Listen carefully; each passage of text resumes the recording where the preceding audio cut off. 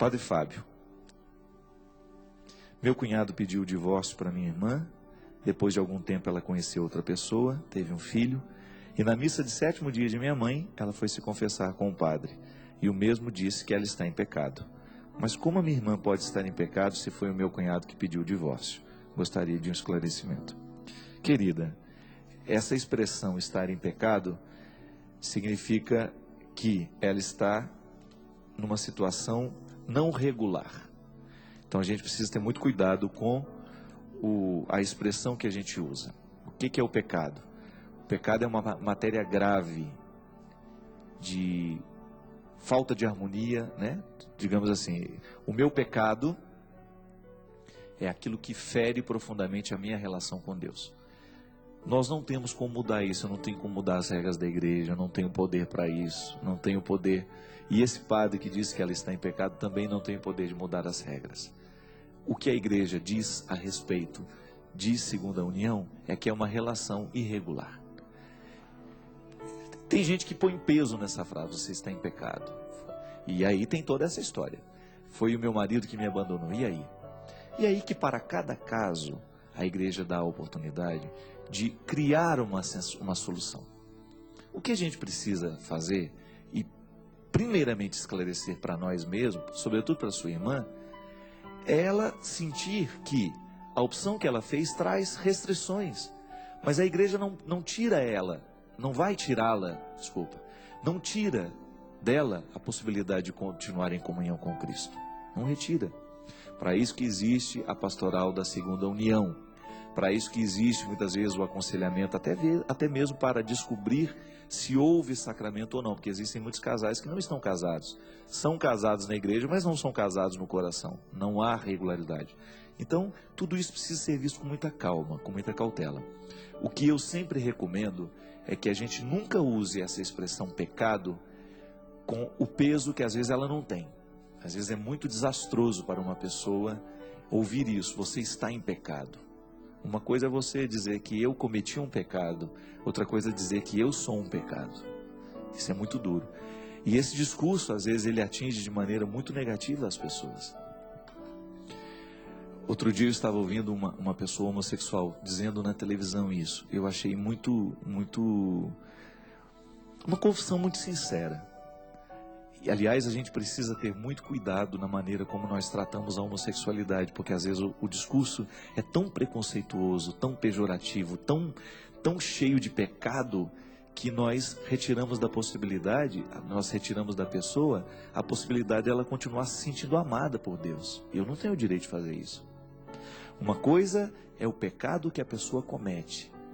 Outra coisa é você dizer que ela é um pecado. Não, isso eu não tenho o direito de fazer. Não tenho direito como padre, não tenho direito como pessoa, não tenho direito como nada. Uma coisa é a pessoa chegar à conclusão de que ela precisa mudar alguma coisa na vida dela. Outra coisa é você dizer para ela que ela é um pecado. Não sobra nada dessa pessoa, minha gente. Ela cometeu erros na vida, ela comete, todos nós cometemos. Quem disse que o erro do outro é pior que o meu? Quem foi que estabeleceu essa ordem para poder dizer qual que é o pecado mais vergonhoso? Imagina, seria muita hipocrisia da nossa parte dizer qual é o pecado que mais atenta contra o coração de Deus. Aliás, eu ando pensando que, por causa da nossa maneira hipócrita de interpretar a vida, nós às vezes colocamos algumas pessoas como santas e elas não são. Justamente porque a nossa compreensão de pecado é muito terrível.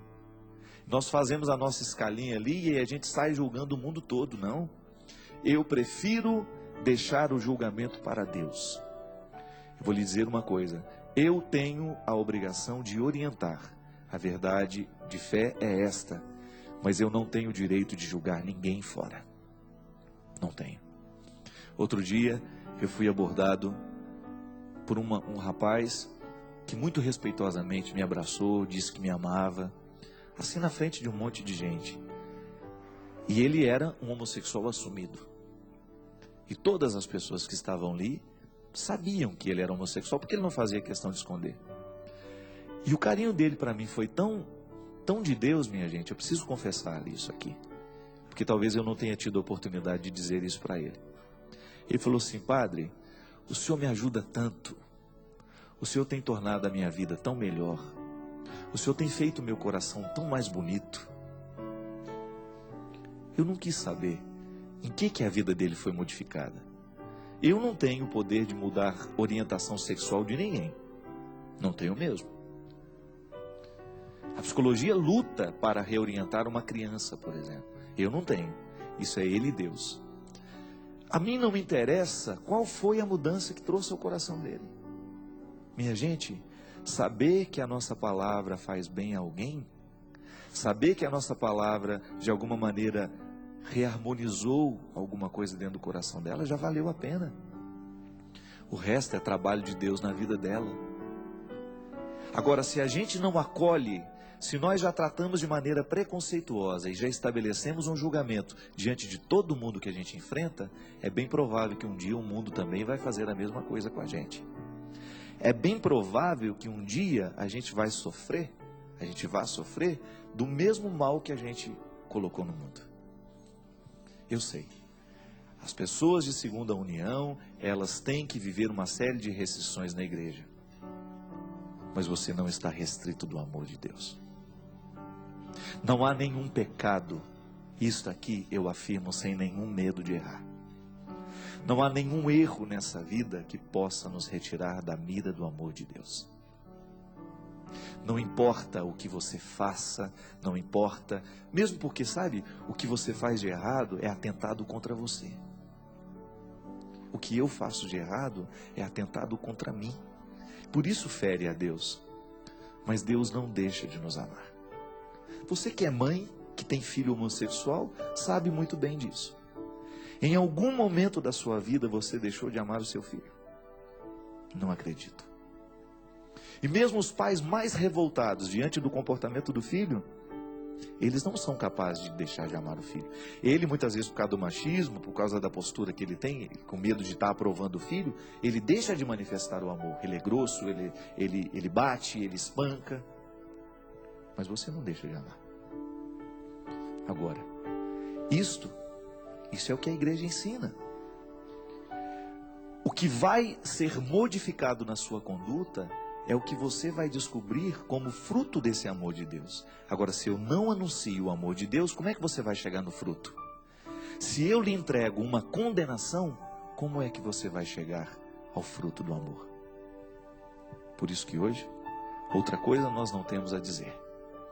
Deus nos ama. O resto, o que precisa ser modificado, é entre nós e Ele. Se eu puder lhe ajudar, lhe orientando, que Deus lhe ama, isso eu quero continuar fazendo. Mas não espere de mim nenhum julgamento ou condenação, porque eu estaria contradizendo a própria palavra de Jesus. Derrame sobre o seu coração, sobre a sua vida, a bênção do Deus Todo-Poderoso, Ele que é Pai, Filho e Espírito Santo. Amém.